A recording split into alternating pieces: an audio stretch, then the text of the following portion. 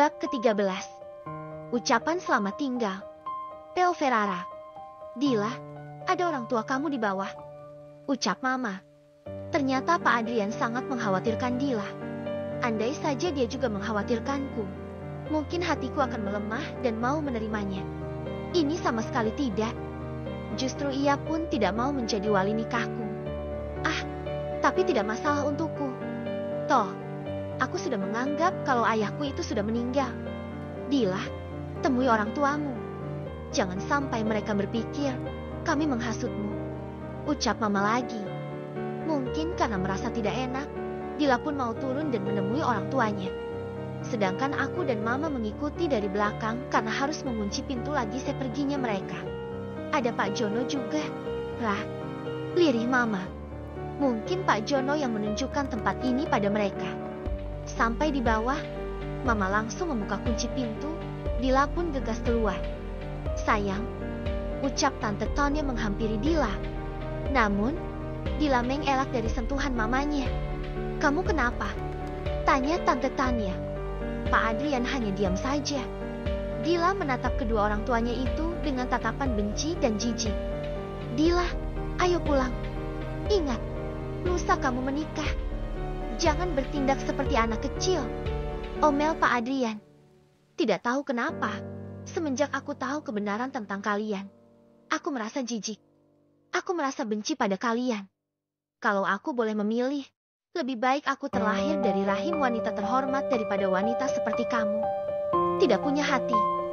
Kamu merebut suami kakakmu sendiri, membiarkannya hidup menjadi single parents. Sementara kalian hidup enak. Aku malah lebih suka menjadi anak dari Mama Lirna, jawab Dila penuh emosi yang menggebu. Jalanan sudah sangat sepi, tapi kami membuat keributan. Untung saja, tempat ini sedikit jauh dari pemukiman warga, karena hanya berdekatan dengan pertokoan saja. Mama, kamu panggil dia. Mama? Hei, dia bukan mama kamu. Kesal Tante Tonya. Ini bukan salah. Mama, Dila, dulu kami sudah menawarkan pada Lirna untuk mengizinkan Mama menikah dengan papamu. Tapi, Lirna memilih untuk pergi. Jadi ini bukan kesalahan kami, tegas Tante Tonya.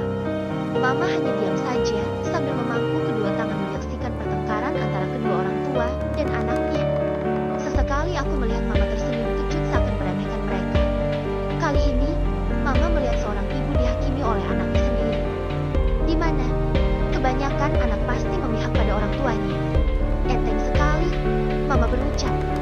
Tidak ada perempuan manapun yang mau berbagi suami, termasuk Dila jika sudah menikah nanti. Kalau Dila yang di posisi Mama Lirna, mungkin aku sudah membunuh kalian berdua. Biar saja aku mendekam di penjara, tapi setidaknya aku puas. Kesal Dila pada mamanya. Mama enteng ya berucap seperti itu. Meminta Mama Lirna berbagi suami dengan Mama. Dila menyeringai. Mama saja selalu bertengkar sama Papa karena ketakutan dan kecurigaan tidak jelas. Tandanya, Mama tidak rela kalau sampai Papa memiliki perempuan lain. Andai saja Papa mengulang lagi kesalahannya, mungkinkah Mama akan mau berbagi? Atau Mama justru memilih mundur? Dila harap Papa melakukan lagi kesalahan, supaya Mama merasakan apa yang Mama Lirna rasakan. Ucap Dila seakan tidak mempedulikan perasaan ibunya. Lah, sebuah tamparan keras dari Tante Tanya melayang indah di pipi Dila hingga menimbulkan bekas merah. Dila menyeringai seraya memegangi pipinya. Jangan melewati batas kamu, Dila, bentak Pak Adrian. Dia memang fokus pada Dila dan sama sekali tidak melirik ke arahku. Mungkin bagi Pak Adrian, aku memang bukan bagian dari hidupnya. Ya sudahlah, pulang kamu sekarang. Berang Pak Adrian seraya menarik tangan Dila masuk ke mobil. Jangan coba-coba mempengaruhi pikiran anak saya, Lirna, tunjuk Tante Tanya. Tanya, aku tidak pernah ingin mengotori hatiku untuk membalas dendam padamu. Untuk apa? Biarkan saja waktu yang membalas setiap perlakuanmu. Aku lama tidak pernah berbicara padamu, tapi sepertinya hari ini aku sangat merindukan itu. Rupanya, bukan hanya aku yang jijik terhadap kalian. Bahkan anak yang paling kau sayangi itu pun kini sangat membencimu. Silahkan nikmati hidupmu. Dan aku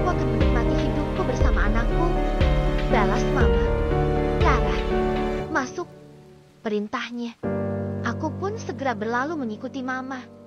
Sementara Tante Tonya masuk ke mobil Dila dan mengemudikannya. Mungkin saja sampai di rumah, pertengkaran mereka akan terus berlanjut. Keesokan harinya, aku melakukan aktivitas seperti biasa, menjaga kasir di warung. Sepertinya aku harus terbiasa untuk tidak lagi memikirkan seseorang yang bukanlah tercipta untukku. Lara, sapa pemuda itu mengagetkanku. Aneh memang, setiap aku memikirkannya, dia selalu saja hadir di hadapanku. Entah kapan dia itu masuk, atau memang aku yang tidak sadar karena tengah memikirkannya. Apa? Jawabku. Ikut aku. Kemana? Aku lagi ngasir. Kemana-mana. Ke hatiku juga boleh. Balasnya. Waduh, hati kamu sudah milik orang lain. Iya, milik kamu. Ujarnya lagi. Ayo ikut aku. Pintanya. Coba kamu izin sama Mamaku. Pemuda tampan itu pun tegas di dapur. Di sana Mama sedang membuat sambal. Karena khusus sambal memang dari tangan Mama sendiri. Tante, panggil pemuda itu. Iya, jawab Mama. Mau izin bawa anak tante sebentar. Kalau takut ada apa-apa silahkan datang ke kantor saya yang ada di seberang. Nama saya Linda. Tapi tolong kembalikan anak saya dengan selamat. Ucap Mama memberi izin. Siap. Pemuda itu pun tegas meninggalkan Mama dan menarik tanganku keluar lalu mengajakku masuk ke dalam mobilnya. Aku tidak tahu dia akan membawaku kemana. Selama di jalan kami hanya terdiam. Aneh memang. Bukankah ketika di warung, pemuda itu merasa sangat akrab denganku. Sedangkan aku tidak mungkin membuka suara terlebih dahulu karena terasa canggung. Oh iya, siapa nama kamu? Tanyaku. Tadi aku sudah menyebutkan namaku pada ibumu. Lingga. Oke. Memang gitu ya. Pemuda tampan selalu irit bicara. Meski begitu, bibirnya tak henti mengucap sambil tersenyum. Itu yang buat aku suka. Lama.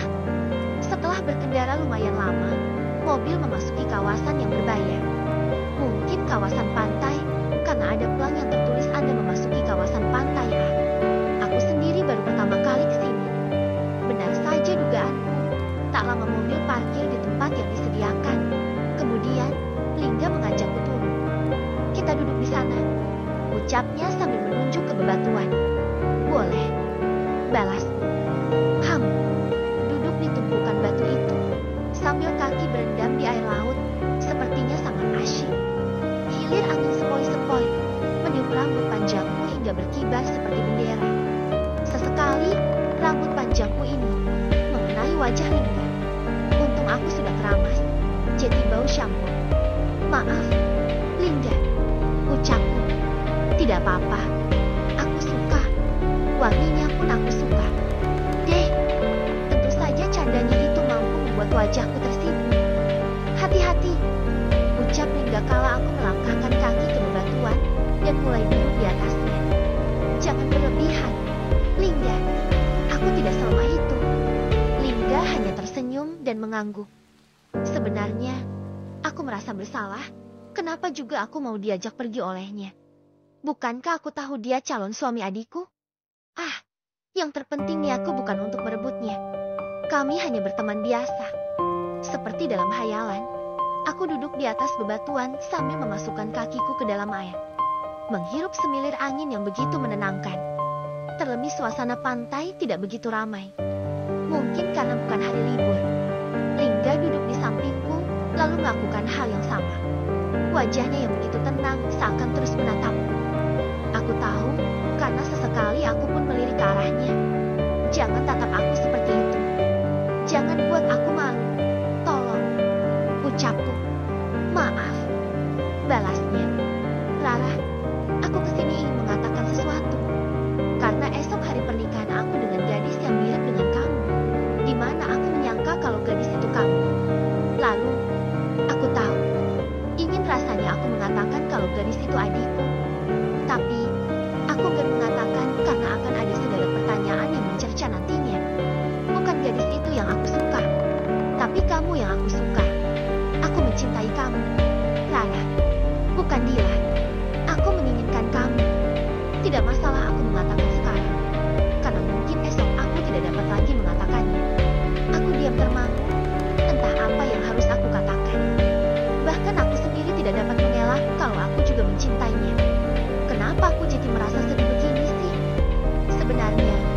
malam itu, saat orang tuaku menawarkan perjodohan dengan anak rekan bisnisnya, aku tidak setuju karena sudah tertarik padamu, Rah. Namun, saat papa menunjukkan foto gadis itu, dan aku berpikir itu kamu.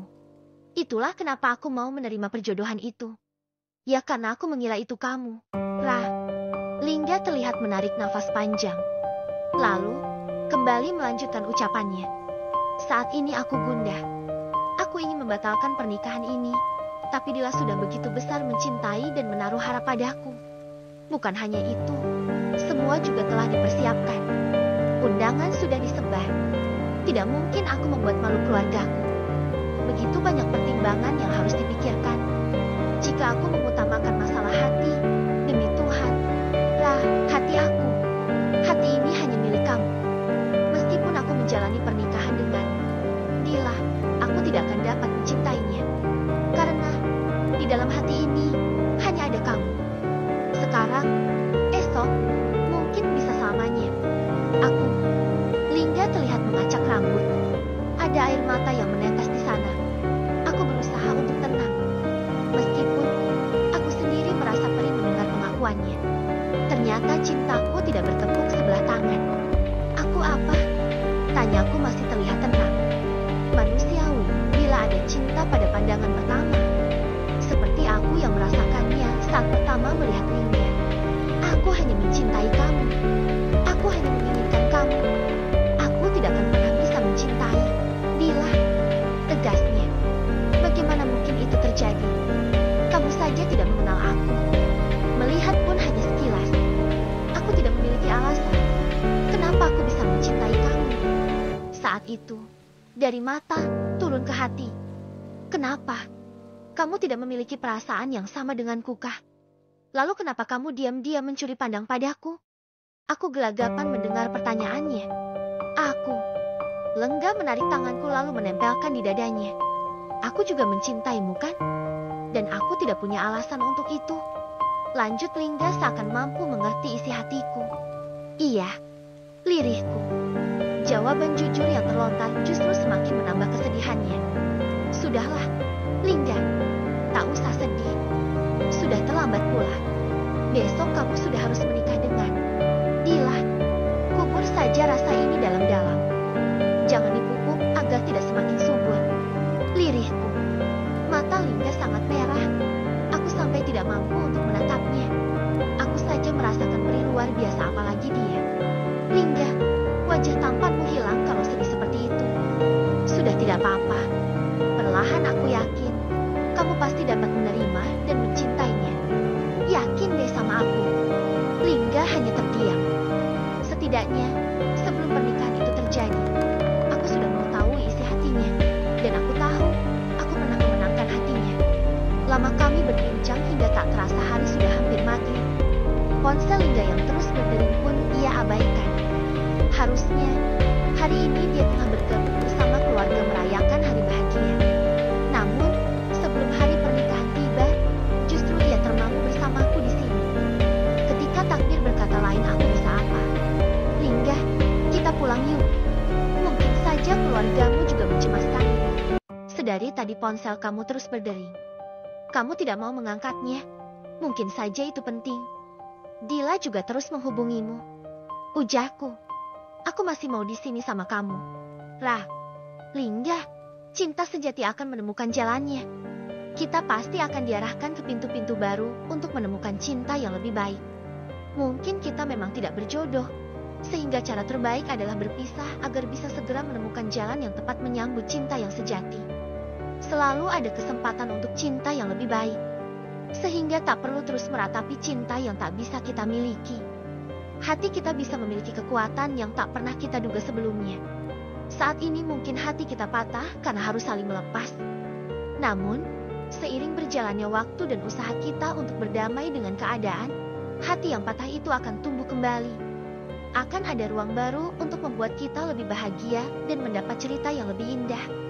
Percaya sama aku. Ucapku sambil memberikan senyum terindah. Senyum yang mungkin saja tidak bisa aku berikan lagi. Lingga menatap mataku lekat. Refleks laki-laki itu pun memeluk tubuhku erat. Kalau Dila tahu ini, pasti dia sangat marah. Aku merasakan kalau bahuku basah. Pasti Lingga nangis ini. Aku bingung kalau sudah begini. Aku sendiri meski sakit mencoba untuk ikhlas. Setelah ia puas menumpahkan tangis di bahuku, aku pun mengajaknya pulang. Segera kami pun gegas menuju mobil. Sampai bertemu besok di hari pernikahanmu, Lingga. Bahkan, kamu tidak akan menyangka kalau aku akan ada di pernikahan kalian, bukan? Aku membatin sambil menatap wajah Lingga yang terlihat syahdu sambil terus mengemudikan mobilnya. Sepanjang perjalanan pulang, kami hanya saling terdiam.